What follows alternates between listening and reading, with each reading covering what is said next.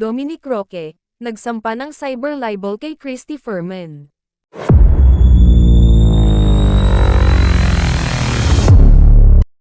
Nagsampa ng kaso laban kay Christy Fermin ang modelong si Dominic Roque sa Pasig City Office of the Prosecutor dahil sa mga mapanirang pahayag ng veteranong kolumnista laban sa kanya.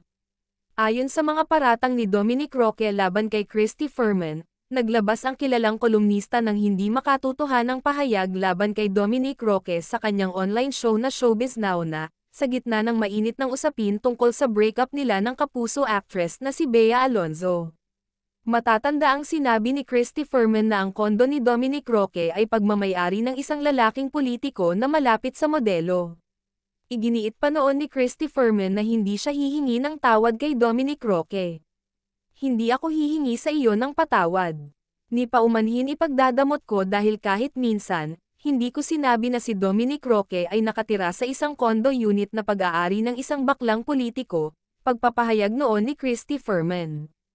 Iginiit din ni Christy Fermin na napakaselan lamang ni Dominic Roque gayong isa itong public figure na tinitingnan ng maraming mga tao sa mundo ng showbiz sa bansa at sinusundan ng marami ang nangyayari sa kanyang buhay.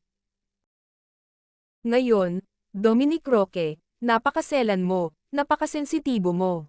Public figure ka pero lumalabas dito sa iyong pinalabas na opisyal na pahayag sa pamamagitan ng iyong mga abogado, na ayaw mong may naririnig at nababasa na para sa iyo ay hindi kagandahan na kwento. Paghayag ni Christy Fermin.